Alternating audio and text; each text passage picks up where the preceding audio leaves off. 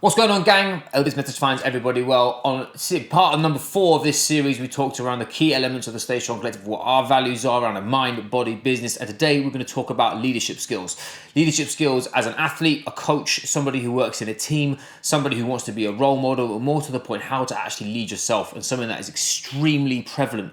2023 and beyond, the people that are going to have the ability to lead and take action are the ones that are going to be successful, and the ones that are too busy flapping around with the other bullshit that's going on out there, that's where they're going to struggle.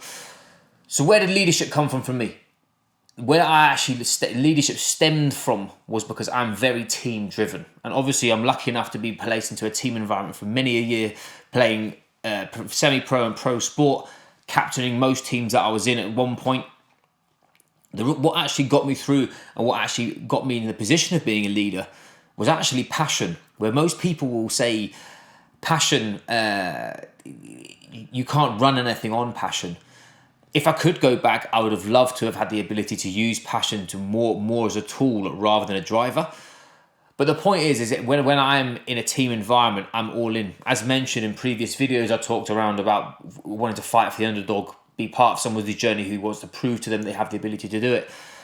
I had the same thing in a sporting context. I literally was the captain.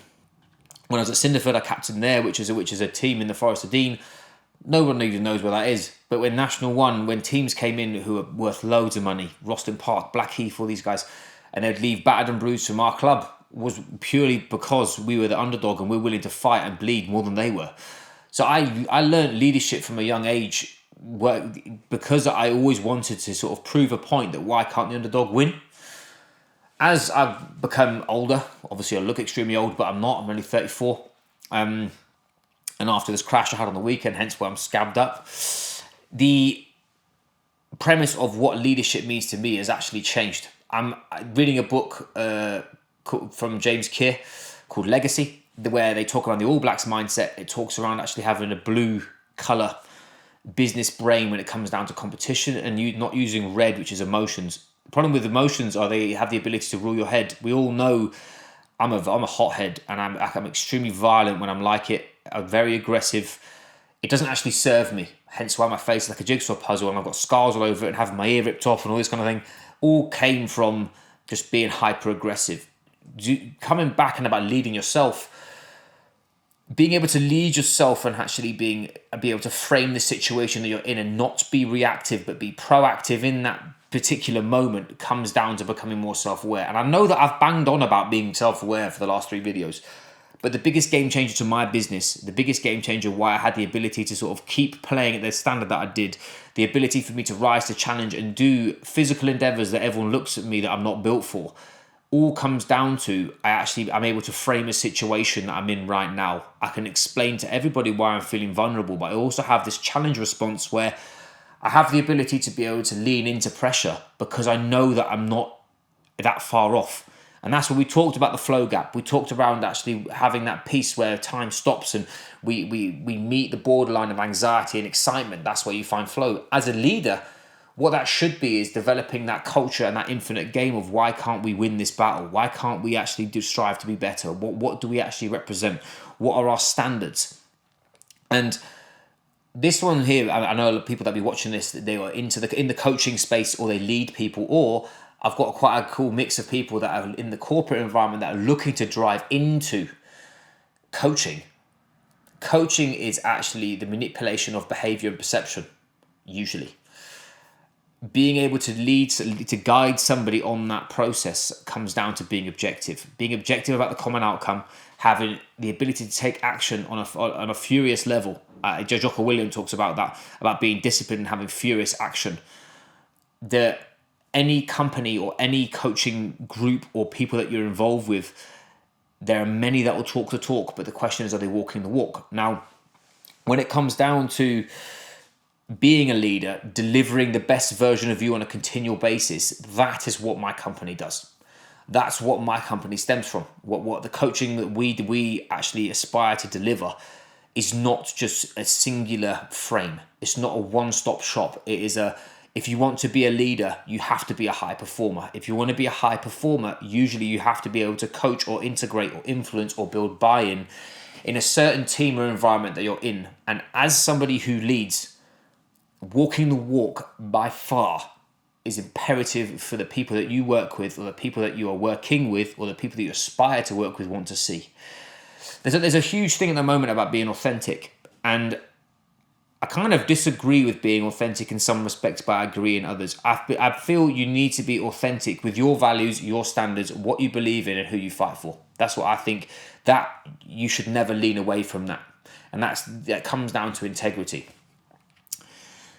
But if you're pushing the high performance needle, usually you're looking at somebody who's in the position that you're in. And what I use, people would have read The Alter Ego Effect from Todd Herman. He talks around actually the fields of play that you're in, or we call it the arenas. The field of play that you aspire to be the best version of you, who is operating at a higher standard than you are, and what traits or behaviors can you take from them and put your spin on. That, for me, is how you actually lead. You follow the yellow brick road of what strong leaders do. You listen to how they operate. You listen to their perceptions of things, and you take them and you put them in your situation, and you make that authentic. So you have this inauthentic, authentic sort of paradigm shift, which it's extremely important to understand, is that for you to develop and to become more, you have to become something more than you are right now. If you want to build influence with a team, you have to have rapport, you have to have empathy, you have to have emotional intelligence, you have to have the ability to influence people, you have to have the ability to build buy-in, which comes down to them looking at you and respecting you and you understanding them. You have to have respect, responsibility, resilience. All these big buzzwords are all really well and prevalent, but that comes down to what I mentioned before of the key pillars of what you are, being that authentic being. Now, what we coach, and what I am massively sort of excited about and I love exploring at the moment, is rising to challenge. I feel that by me going on and doing challenges that I'm not supposed to do, or that are crazy, or that are actually that do challenge that sort of physical mindset of actually, can he actually do that? What that does to me is, one, it allows me to explore the actual possibilities of myself. It also allows me to inspire other people to take action, to challenge themselves, to see actually how far they can go. So you're going to see this sort of like circular motion of me doing something that I would never ask any of my clients not to do. We're doing a lot of endurance at the moment for an Ironman. There's no session that I'll give to any athlete that I've never done, because I want to feel it.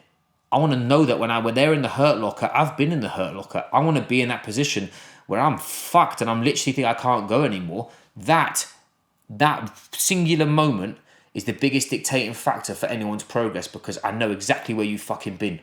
And that's exactly where leaders actually lead.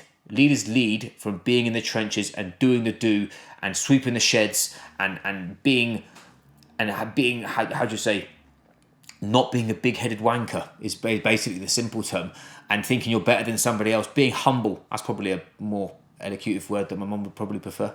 So in those positions, that's what leadership is to us. What leadership I think is important, and how actually people that are leading teams need to understand, is culture is earned and environments are built, but the culture in that environment starts with the basics. It starts with the little things. It starts with the non-negotiables that you're willing to give to your team. We talk about trademark behaviors, and when I work with other teams in corporates, not teams in athletes, I talk around what are the trademark behaviors of their company, and people look at you like you're on drugs.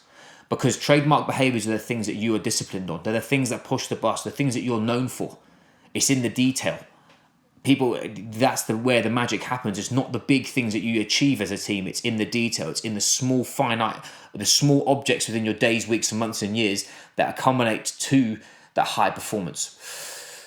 So anyway, the two things I want you to take away from this video is, currently, are you leading you, or are you just talking about leading you? Because if you're not walking the walk, especially, I'll put this towards coaches, if you're not healthy, not fit, not strong, or not doing what you say you can do, and you're getting others to do it, that's not leadership. That is instructing. And if you're an instructor, all well and good. But if you want to be a high-performing individual, I'd strongly advise not to. And secondly, we've talked about it before, is actions speak louder than words. And if you haven't got a challenger, you're not rising to something bigger than you right now, that's why you're stuck as a leader. Anyway, gang, I hope that makes things a bit more clear about what we do and how we operate and the sort of the big key rocks that are within our coaching process. And I hope you can use those to elevate your performance and to start becoming more self-aware. Anyway, take care and I'll catch you soon.